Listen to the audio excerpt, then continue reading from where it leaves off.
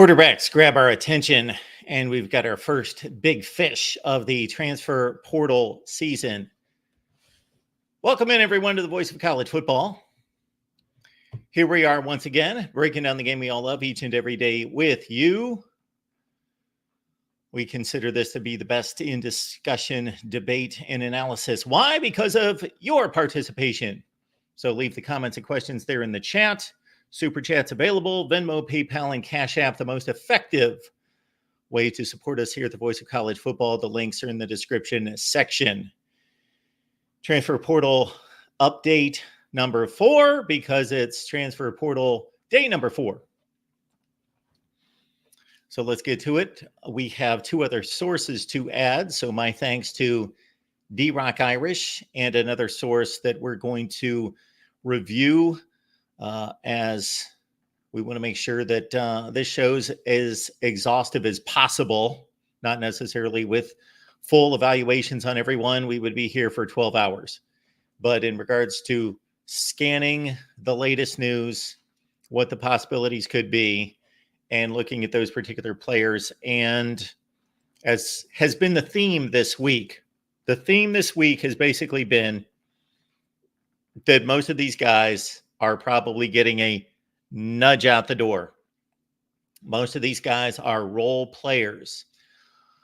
They may not be role players at their next stop because they are probably, in many instances, a player that's not been able to achieve in one of the 4 major conferences and is looking at a lesser team within those conferences or a group of 5.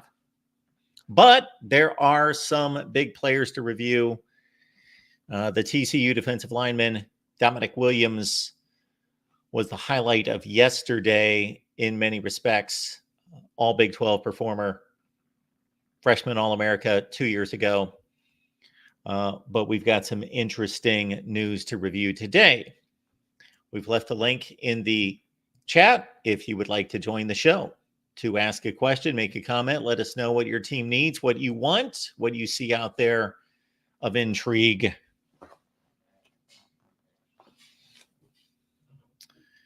We will go to the 247 Sports X account first and foremost.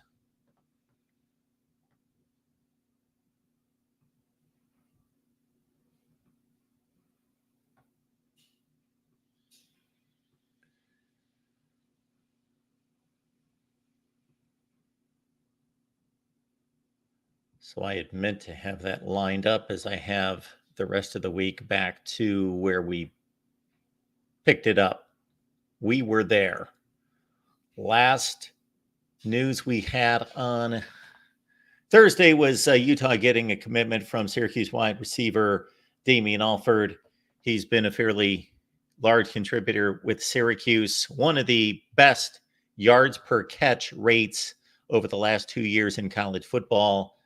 Over 19 yards per catch in his career. So that's where we left off. Here we've got Chris Hummer, 247 Sports, reporting Utah State running back Davin Booth.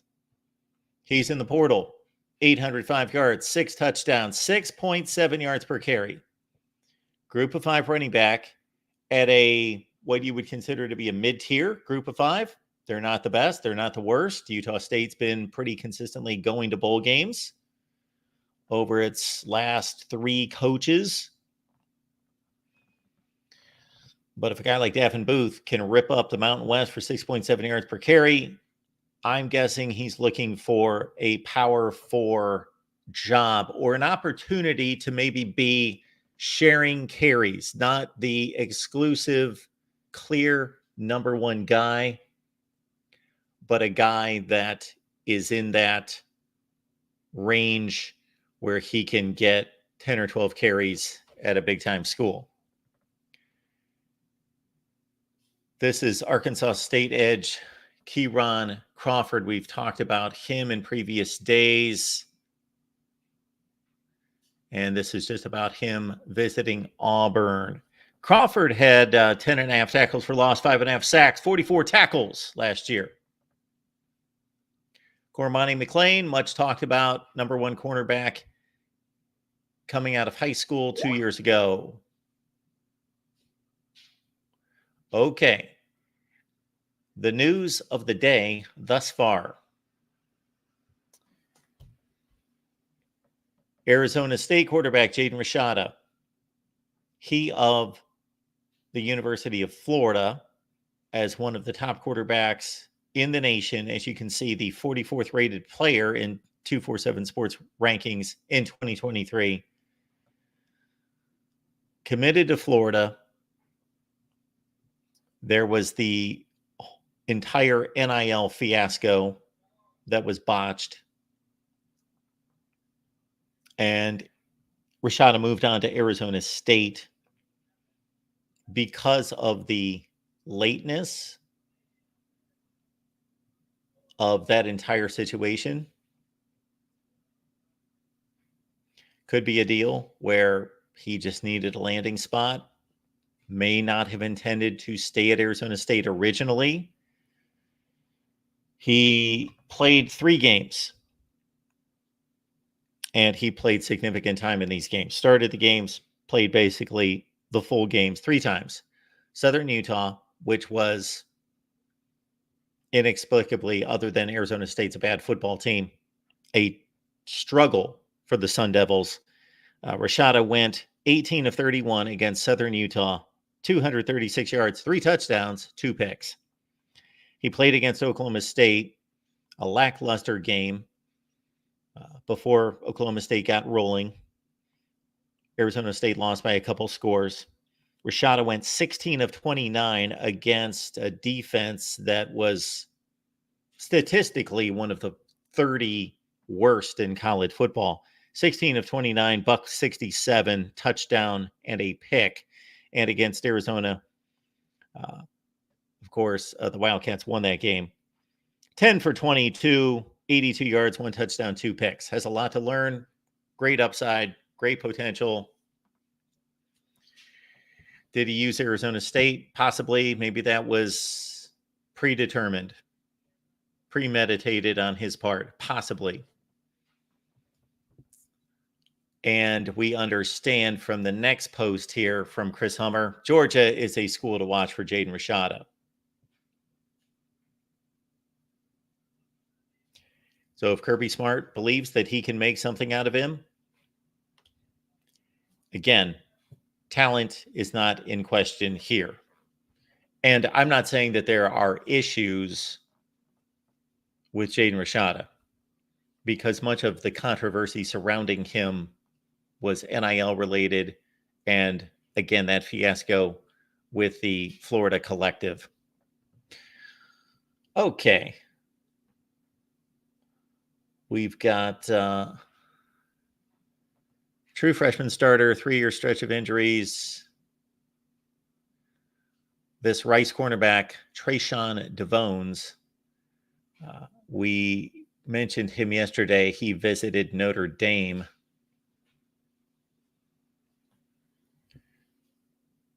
Next bit of news involves LSU second-year safety Ryan Yates. He was a top 250 player in the 2023 class, played sparingly as a true freshman, but still got on the field enough to make 16 tackles, so that means more than special teams. So Ryan Yates moves on from LSU. Jackson Howard. So we have what is going to start to come in are some commitments. Jackson Howard was the number 1 rated player in the state of Minnesota. Didn't stay home to play for Minnesota. Went to LSU. Made all of 2 tackles as a defensive lineman. So obviously he didn't play much. Played probably the Army game where LSU won 62-0, something like that. But a top 150 player coming out of high school. So this is big for PJ Fleck. He gets the number 1 rated player in the state, albeit a year late, and a top 150 player that's not common for Minnesota to pick up, a top 150 player. But they get one here in Jackson Howard.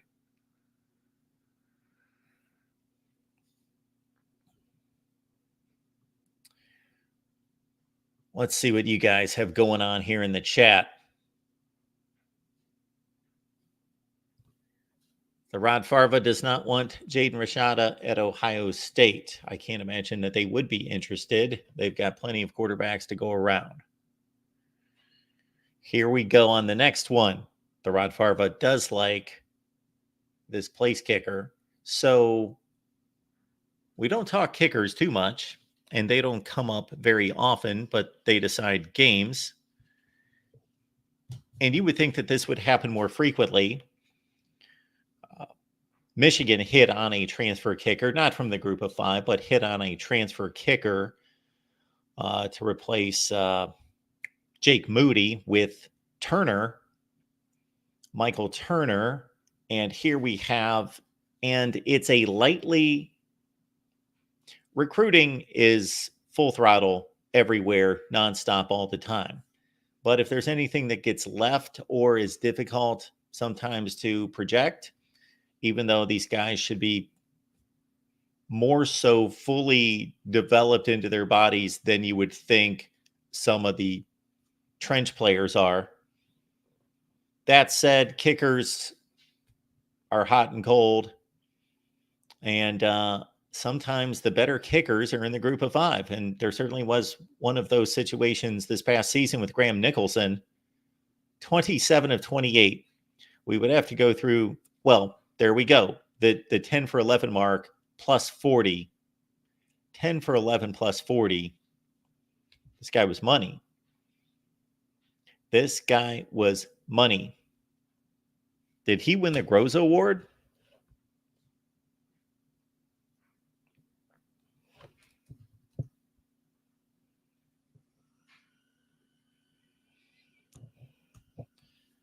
Did Graham Nicholson win the Groza Award?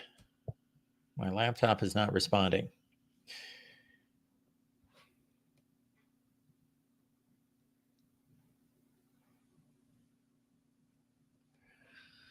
My info laptop here to the side, I think, is on its last leg. That's a confession I don't want to make because we don't want to have to go get another one. But anyway, the 2023 Lou Groza Award winner. This is something I've not paid any attention to for a long time. There it is. He did. Graham Nicholson, 2023 Lou Groza Award winner. Well, based on those stats, they got that one right. So there you go. He will be much coveted. And I've got to think that few kickers earn big money in NIL, but that he would be an exception.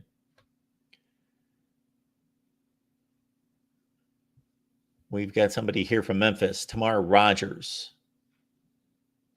So he's got 2 years of eligibility. He has made his announcement. We've got a LSU linebacker in Christian Brathwaite, 4-star recruit in 2023. Committed to Baylor, ended up at LSU, made 3 tackles last year. He's ready to move on. Why? We don't know. Money, or most likely buried on the depth chart.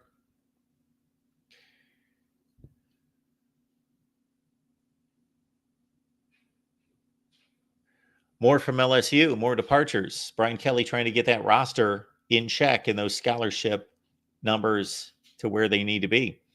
Second-year cornerback Jeremiah Hughes. He played all 13 games last year as a freshman, mostly on special teams. There we go with Jeremiah Hughes in the portal. This Kent State defensive tackle, CJ West, we ran down his numbers this week. Here is a guy who I'm guessing either he had low scores, test scores coming out of high school, being academic scores, therefore he had to settle, or he has just blossomed way beyond what anyone was expecting, because look at the offers: LSU, Michigan, Texas A&M, and he is much coveted. All right, let's keep it going. Let's go to our first call. We got our guy Christian on the line. Christian, what's going on today? It's been a minute, Mark. How you doing? It has been a minute. Always good to see you. I'm good. How are you? I'm doing pretty good, man. Just, been working a lot, but trying to get back into the flow of YouTube and trying to keep up with everything sports wise. I have been keeping up with the transfer portal, and I think there's a lot of big names out there. And I think one of the big names, though, I'm not sure if you've touched on him yet, but quarterback who originally committed to Florida went to Arizona State, Jaden Rashada. What are your thoughts on him and where he could potentially land, do you think, or what you've Well, heard?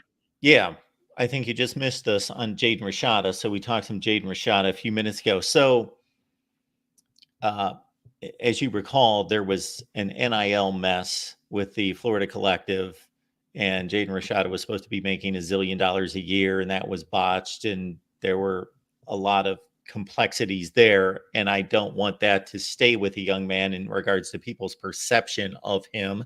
So he goes to Arizona State. I think that he, because it was late in the process, didn't have a lot of options and just wanted to get somewhere, stay in the Power Five. Uh, Turned in, we talked about 3 games. So here are the 3 games that he started last year, Christian. So Southern Utah was a team that obviously shouldn't be able to hang with Arizona State, but they did. And Jaden Rashada went 18 of 31 for 236 yards, 3 touchdowns, and 2 picks in that game. Played a game against Oklahoma State that was week 2 or 3, and 16 of 29, buck 67, a touchdown and a pick. Then did not see the field the rest of the season until the last regular season game against rival Arizona, and had a rough time there. 10 of 22, 82 yards, 1 TD and a pick. So not disastrous, not great, but a true freshman playing for a team that is generally outmatched, or at least was in 2 of those games. So I think that he has to fill out. He's got a lot of physical growth to, he needs to put on weight, needs to fill out his frame. And, but he got valuable playing experience last year, played 3 full games. And we understand Kirby Smart's interested. So that's the one school that's out there that's being dropped in connection with Jaden Rashada. So that's a good Yeah. indication. He was a top 50 player coming out of high school and a top 2 or 3 quarterback. So he's got the talent. Oh, for sure. I think he still would like do great no matter where he goes, but I kind of see the comment section here and Nick, I don't even want to try to butcher the last name, but he says, does Georgia have a zillion of dollars? I think NIL definitely plays a part, especially for Jaden Rashad. I mean, I think the whole Florida thing and then Arizona State, I mean, that literally was the key that kind of played into his collegiate journey so far. And I don't know. I mean, that's just kind of how we are, like what we're in terms of this era of college football. But you know, I liked him in high school. I like him today. I think he's a talented quarterback. I just think, that I don't know where he's going to go, but you know, best of luck to him wherever he ends up. And then another guy that is in the portal, a 5-star recruit. And again, I double check. He's from Colorado, Cormani McClain. Oh, yeah. He's not crystal balled anywhere right now. Yeah. So Cormani McClain's a bit of a troubled soul. So he was the number 1 cornerback coming out of high school in 2023. He originally committed to Miami and then Mhm. changed his mind, headed to Colorado. Uh, I go back to a comment that Deion Sanders made about 8 or 9 games deep into the season last year. He was asked why, on a team that didn't necessarily have droves of talent, just in certain spots, Colorado, that was mired in a losing streak at the time, why we were not seeing the number 1 cornerback in the country. And Deion Sanders was very plain in saying, you've got to show up at meetings. You've got to show up on time to meetings. You've got to watch film. And he noted that they track, I didn't know that this was common, that they track the number of minutes of film study for each player. They can track it on their device. And Cormani Mm. McClain was just Deion Sanders said he's not prepared to step on the field. He doesn't know the scheme. He's not watching film. He's not prepared. He's missing meetings. He's showing up late to meetings. So the young man needs to grow up. And but he's a gifted athlete. He was the number one cornerback. So he's going to have no issue finding somewhere, but that school better beware. Yeah, absolutely. We'll definitely keep an eye on that. I'm going to try to keep an eye on it. I know you guys will too. How do you think? Let me ask you this. Let's go back to last weekend. Did you get a chance to watch Alabama's A-Day, and what do you make of the team so far for Kalen DeBoer? Because I have been saying, and I feel like that they kind of did a 180 from last year. It's like last year they struggled on the offensive line and receivers, but I felt like the offense was the high point, and I felt like the defense has the more question marks this year. I did not watch the 8A game for the first time in forever. I just moved and I have not worked out my cable or whatever I'm going to get. So we had our guy, Stephen M. Smith, on here to talk about it. He was big on offensive line in terms of that being the biggest concern that he has about Bama. And again, I didn't watch the 8A game. Looks like it's going to be Jam Miller is going to be prominent at running back. And obviously they lost a lot on defense, but they have plenty coming back in terms of 4 and 5 stars. So you see a flip in what strengths from last year to this year. So basically, what I saw, and I guess based on what you kind of said about what Steven thought, we kind of have differing opinions there, which is okay. I mean, you kind of view it differently in college football. Everyone's going to view it differently. I view it as the weaknesses were kind of the secondary and the pass rush on defense, at least based on the spring game that I saw.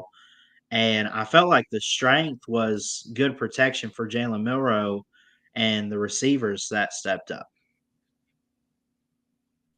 I mean, it made me think back to the not that they're going to score 50 points a game, but if you kind of go back to 2018, even though they started out with a good defense throughout the year, that's what struggled, but they still won games based on Tua and the offense is what I that kind of it gives me those kind of vibes for this year at the moment.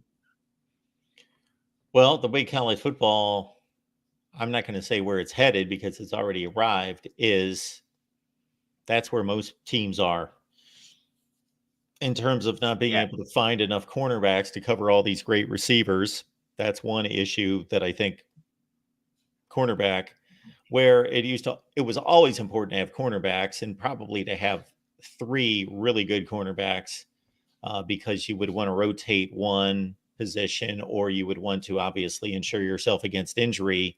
Now you're going to get eaten alive if you don't have guys that can at least have a chance to match up against big tight ends who are athletic, who line up, split, and slot guys to have nickel corners that are capable. For sure. That's all I got, Mark. Again, keeping an eye on the transfer portal stuff. I see this news here of Brandon Lane, um, which I'm really not familiar with the name or anything. I'm familiar with Stephen F. Austin, but anyway, I'll let you get to some more calls. I hope you have a great day and a great weekend, and we love what you guys do. Thank you. Thank you, Christian. Appreciate it, man. Yep. LFG filling us in. And this is the way this works, folks. So I've got certain resources, and of course, I try to keep up with as much as possible, but also rely on all of you. So thank you for contributing here. We've got LFG filling in some blanks here because I got to say, I definitely watched less Arizona State football last year than I probably have in my entire life. I went back and watched some of that awful Oklahoma State game, and I saw them play a little bit against USC because they were competitive, but I can't say that my recall on those two pockets of games for Arizona State has stayed with me. So great stuff here from LFG, letting us know.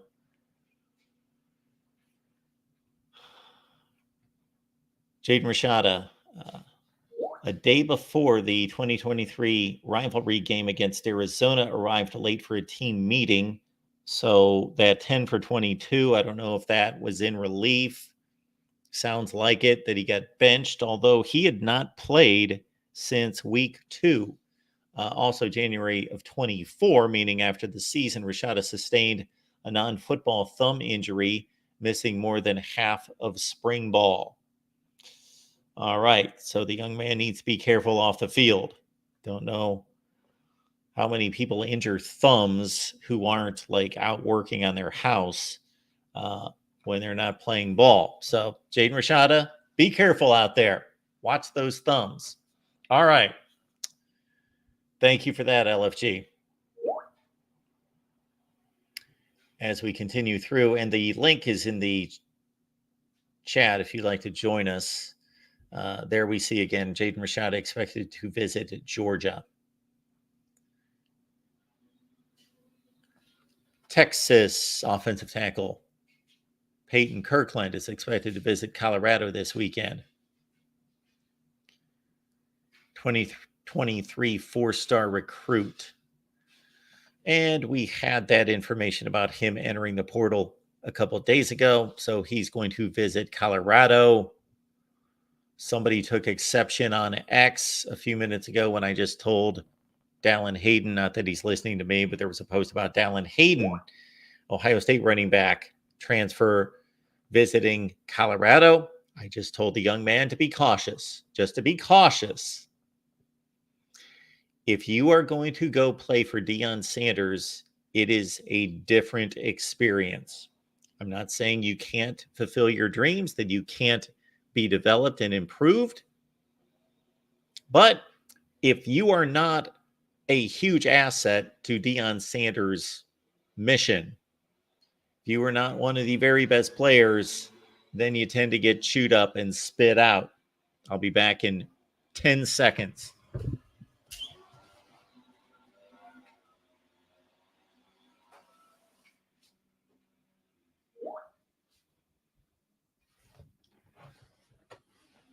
Summer has arrived. So this is Brandon Lane. He's got visits to Washington, West Virginia, and Kentucky. And this is great for a lot of these group of 5 players, or in this case, an FCS player that has turned out to be a dominant player. Dominant, I usually back off on that term. A really good player, an all-conference kind of player at their level.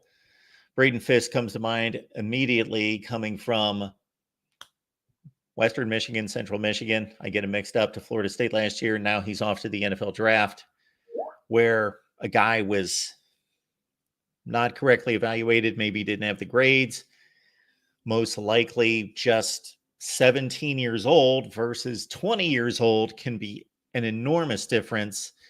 And developed, worked on their game, filled out, hit the weights, filled out, and turned out to be a completely different and better player 3 years later. And then they have the opportunity to transfer and elevate from fill-in group of 5 school to play in the big time. So this is going from Stephen F. Austin to those 3 contenders for Brandon Lane.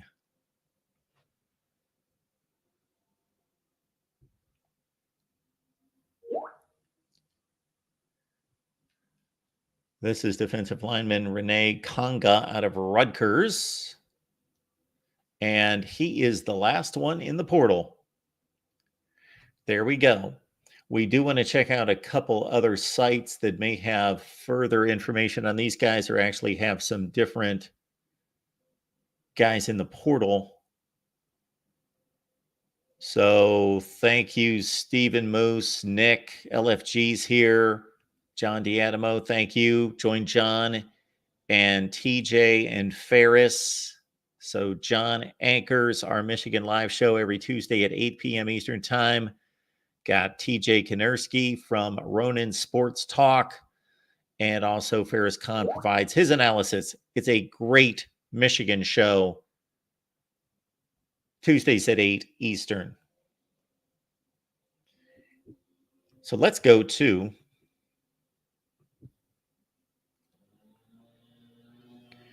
this was suggested to me by one D-Rock Irish. And we so much appreciate D-Rock. So this is Farrell Portal. I know nothing about this individual. Mike Farrell. When I hear the name Mike Farrell, I think of MASH. So don't know anything about this individual, but D-Rock suggested it. So we'll see what kind of news and information he has for us. But before we do that, we would like to honor the super chat coming in from Erica. Erica, thank you so much for the contribution. We so much appreciate you. Need a quarterback at Iowa. Desperately. Okay. Erica, what can we do for you here? What can we do for you?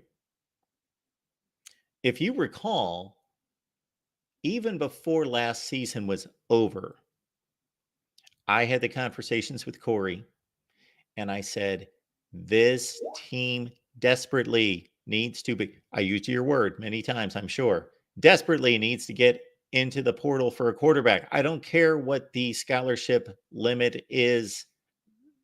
They're going to have difficult discussions with somebody.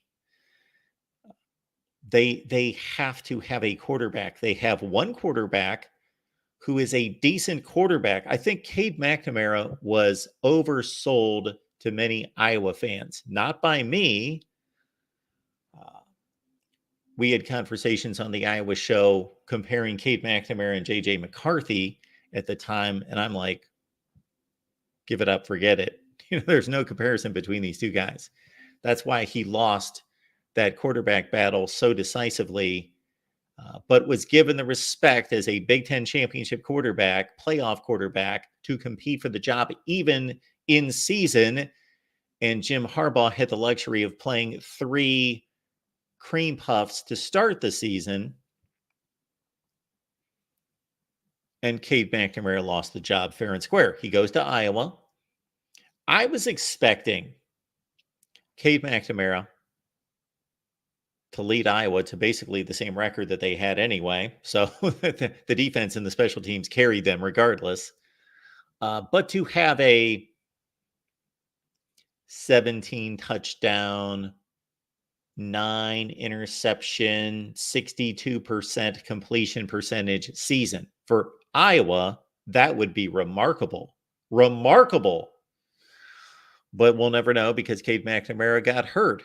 And now this is 2 consecutive years that he's been hurt. And now we're going into a third fall where he's not been able to participate in spring practice.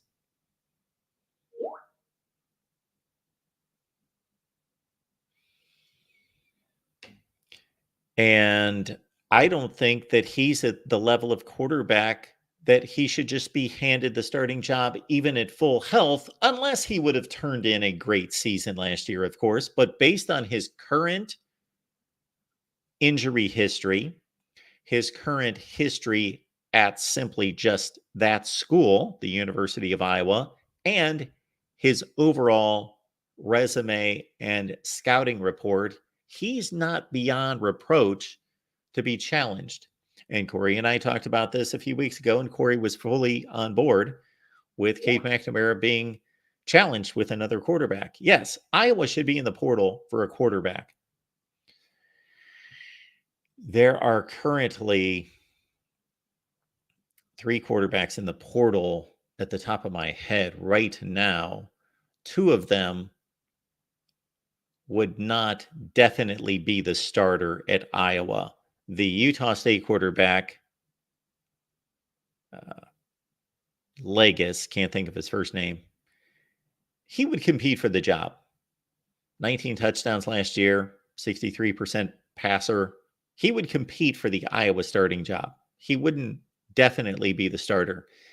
This Timmy McClain from UCF, he's more of an athlete. He had a decent season for UCF in part-time duty. He would compete for the job.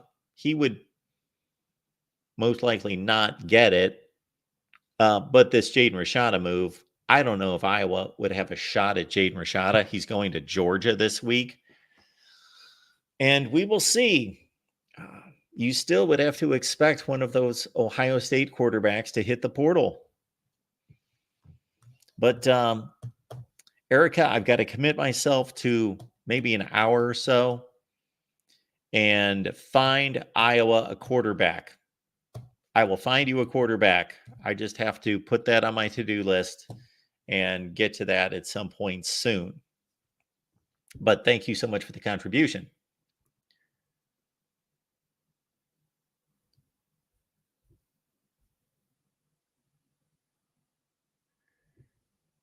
All right, so Mr. Farrell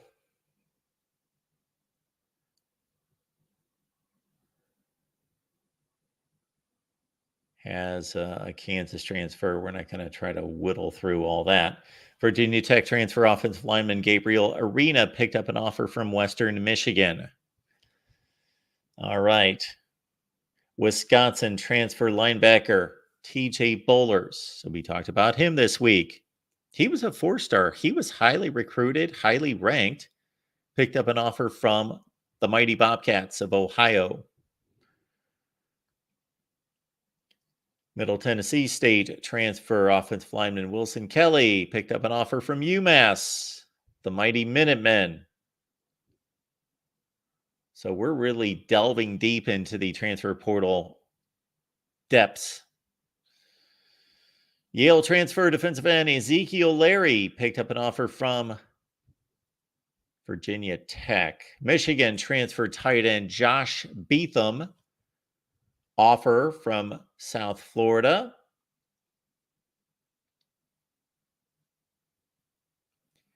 So we've got a player here in Davion Blackwell. Don't know what position he plays. Nevada, he's leaving. Kansas running back Red Martell. Man, I don't like these situations. His coach has not left. He just signed in December. He's entering the transfer portal. And I have to think, I'm going to take a stab here, that he's not being pushed out. He's not a veteran player, very young player, just signed. They just signed him. So I doubt if they're pushing him out the door. They just signed him. So he has made his decision.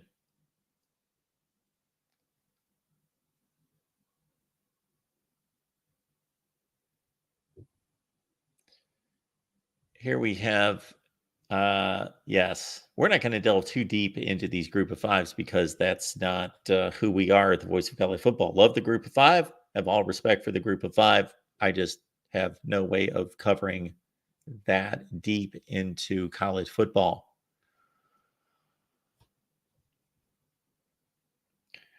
Arkansas transfer punter Max Fletcher committed to Cincinnati. Yay, Cincinnati's got a punter from Arkansas. UTEP transfer offensive lineman Stephen Hubbard picked up an offer from Vandy. Of course, you want to play at Vandy. Good education, son. There you go. Georgia Tech transfer offensive lineman Gabriel Fortson picked up an offer from Georgia State. Okay, these are, this guy majors in picking up information on offers. Oh, boy. Okay. Syracuse running back Juwan Price.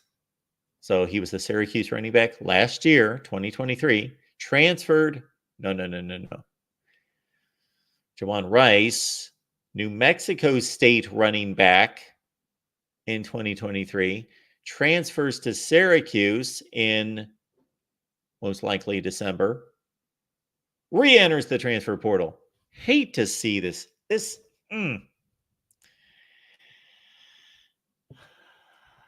What did this guy do at New Mexico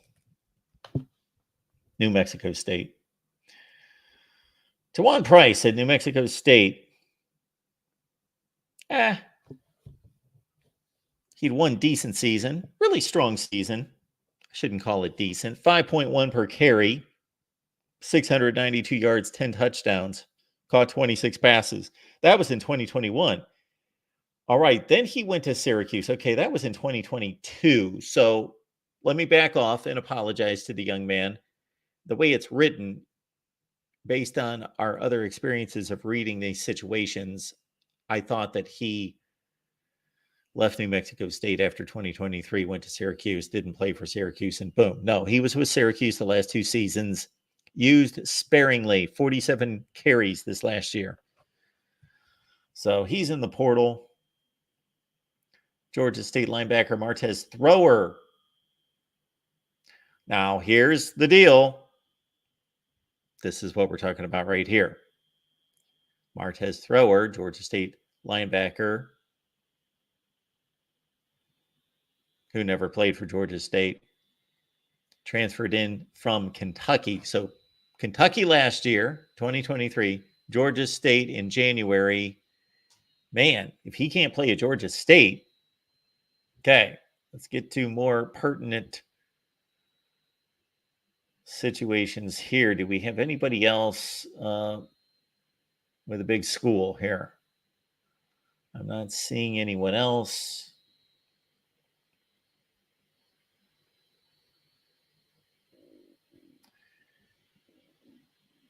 Rutgers transfer defensive lineman Renee Conga. So we mentioned him a few minutes ago. Rutgers to possibly Michigan State. Got an offer there. Okay. There we go. Now let's move on to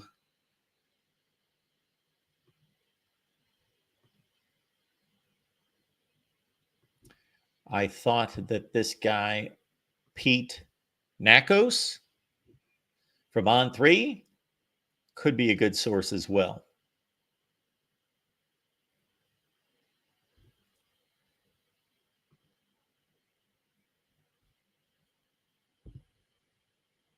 Pete Nakos reporting just an hour ago, or reposting, Sooners linebacker safety Cheetah Justin Harrington, I remember when he was recruited and signed, is going to enter the portal. So is Old Dominion offensive lineman Chris Adams, started every game last season. 8 starts at left tackle. Okay, your team needs an offensive lineman. Chris Adams is a possibility. We talked about Jawan Price from Syracuse. This is something to be talked about at a later date. The 2-minute warning and helmet communication is officially coming to college football. The NCAA announced just a couple hours ago. That's a step in the right direction. More on Jaden Rashada.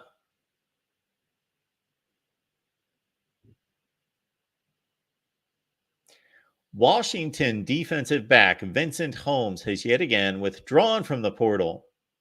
This is the second time he's withdrawn in under 3 months. So he's at Washington in 2023.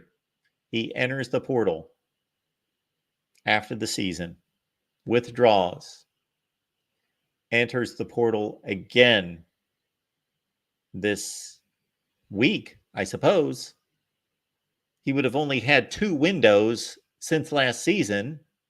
So he just entered this past week and now has withdrawn again. Okay. One more time on this one. Plays at Washington last year. Kalen DeBoer leaves, goes to Alabama. This defensive back enters the portal. Obviously has conversations with Jed Fish and staff. Decides to withdraw from the portal. And now they're in the midst of spring practice right now at Washington. They've not completed spring practice. Their spring game is not until May 3rd. He enters the portal. Who knows how long ago? It's only been open for 4 days. So this week has entered the portal and now has once again decided during spring practice to withdraw from the portal. Okay.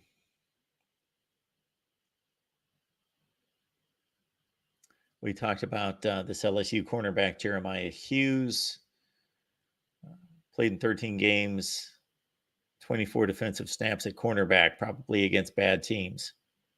181 on special teams. So he was lined up on everything on special teams. We talked about Christian Brathwaite. There's the Dallin Hayden news visiting Boulder. Dion certainly will not go visit him. And there we go with the other news that we've discussed. Jackson Howard from LSU to Minnesota.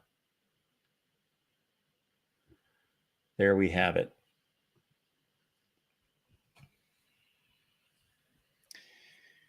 Appreciate y'all being here at the Voice of College Football. One more time, we do have the link in the chat if you'd like to join the show, make any comments about your team, transfer portal. Keep in mind that we will see you in just about 3 hours for the Big Ten Live Show. And again, we will be taking your calls on the Big Ten Live Show tonight. So the lineup tonight on the Voice of College Football, the Big Ten Live Show at 7. The West Virginia Live Show over on the West Virginia channel with Joey Foster at 8 p.m. Eastern Time. And then the USC call-in show with Tim and with Matt at 9 o'clock Eastern Time. Triple header, Voice of College Football. There you go. All right, folks, we do appreciate you being here. I think we've done our due diligence when it comes to the transfer portal. Drufus, thank you so much for that. Saturday, we will be here live after the Michigan game. So roughly at 2:30 after the Michigan game, live. And that will be on the Michigan channel.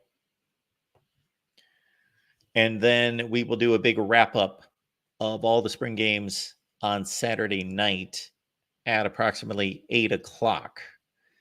And we'll attempt to bring in as many media folks as possible to cover those teams. If not, you're stuck with me.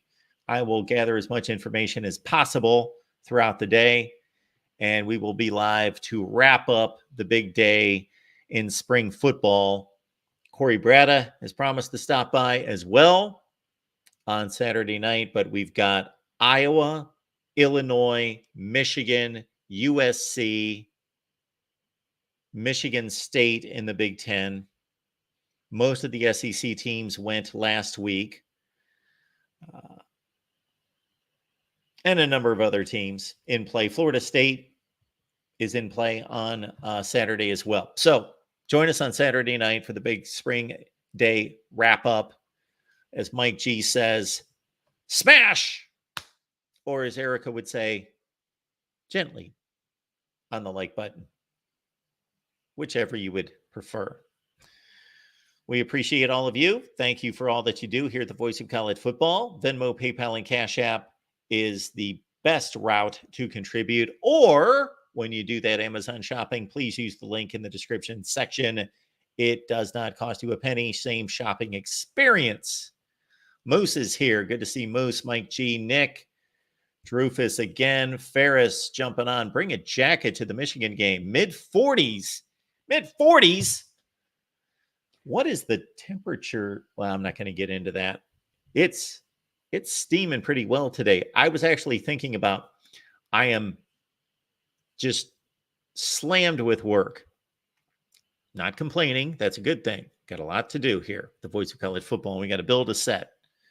And we've got to get sponsors besides producing content. So every day it's a balancing act between, I want to produce a bunch of content, but we got to get all of this other stuff done. And I've got a enormous project that I want to get done in May and June that we will talk to you about in the coming weeks. I bring that up because it is steaming outside, and I thought this is a good opportunity to have a first shot at the pool down the street.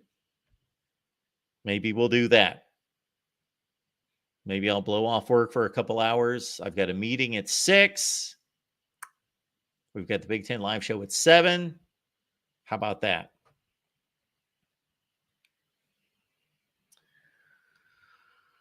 There we go.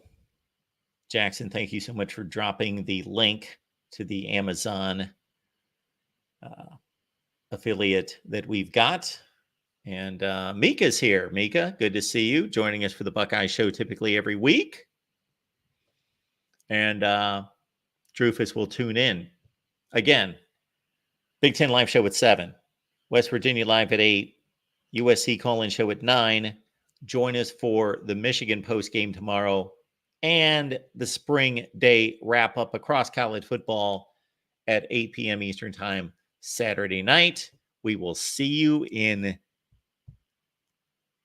3 hours and 4 minutes.